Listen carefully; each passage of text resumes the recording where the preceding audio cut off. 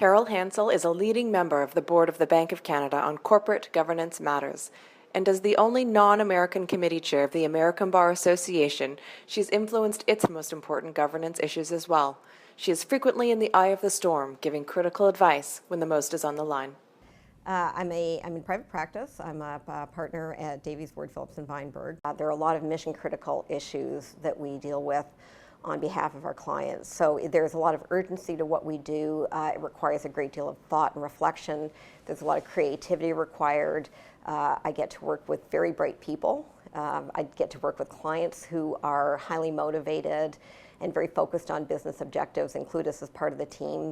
I'm very proud, obviously, of being on the board of the Bank of Canada. It's this has been a challenging time for not just for our economy, but obviously globally. It's an excellent board. So the American Bar Association, it was a corporate governance committee, or is a corporate governance committee of the business law section that I was the chair of. And it was particularly meaningful to me because they have never before or since had a non-American. It's not just a matter of being a Canadian and being a non-American, because it is the American Bar Association. But I had been very involved and had spent a great deal of time, particularly with the International Development Subcommittee. And there was a former chair of the committee who was extremely supportive of my candidacy. So he put me forward and made the case, his name is John Olson, made the case that it just didn't matter that I was not American, because I was very conversant with governance issues in Canada and the United States and around the world. The hospital board that I was on had recently emerged from a difficult governance environment, and so they wanted to make sure that they had demonstrably strong governance knowledge on their board. The public company I was on was very challenged from a reputational perspective, and so they wanted to, with the selection of their directors, say, look, we now have terrific financial expertise in these directors. We have very high-level governance support in this particular director, and so the governance practice has been a good entree into board work. In some cases, it's a matter of somebody who is on the board knowing me, knowing that they need the skill set, and knowing that I would be a good fit with the group, because boards are one of the difficulties, I think, with coming onto boards is it's very important that you know how to work as a member of a group. It's a little hard not to be sometimes a little put off when people say, been there, done that, used to do it that way, thought about it, didn't want to, don't intend to. And so yeah, I think you have to have a fair amount of respect for the people who have been there for a long time, and try to understand where they're coming from, or where the journey that they've been on that board, because the world didn't start when you joined.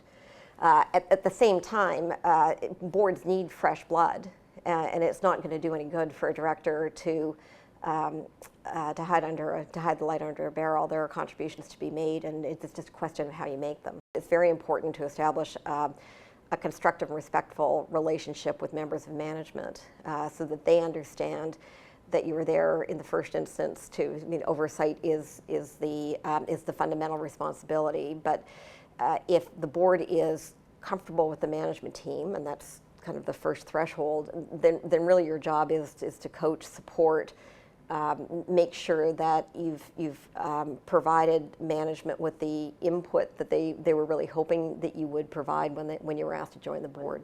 I find men to be generally confrontation averse.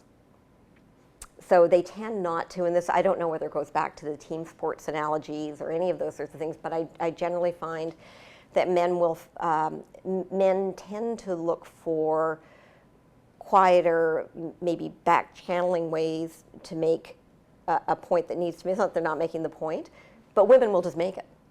And it's not, we could learn a lot from, not to change ourselves into men, but we could learn something from that approach. Because it's what has proved to be effective in many cases. On the other hand, when you've got women on, anybody on a board, but in my experience, it's often women who are just prepared to say the emperor has no clothes. Could we get past this one? It does speed up a board meeting, and very often articulates what everybody else is thinking anyway. So in summary, I think women in general, tend to be much more straightforward and are less afraid of the confrontation. I don't think that there is any substitute for working hard. There just isn't. You have to put in the time. In our area of practice, when there is something going on, it is 24/7. I mean, you obviously can't stay up 24 hours a day for 4 weeks at a time, but the availability, a board wants to have a conference call at midnight, and the board then wants to have one at 6 in the morning.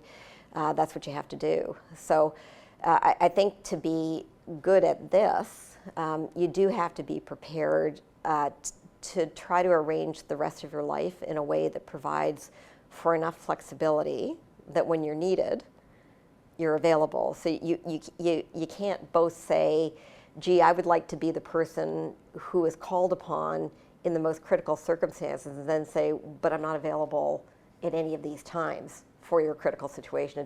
I think that in order to be successful and happy in a lot of these environments, it is really critical to have people in your personal life who understand and support it. I can't imagine what it would be like to have conflict and angst about the lack of availability, but it makes all the difference in the world. So it's not. I don't think any of us can do this without having supportive spouses or children or friends, and I think that is probably one of the things that makes this experience the richest, is being able to develop a personal network that really supports you in the way that you need to be supported in order to do this.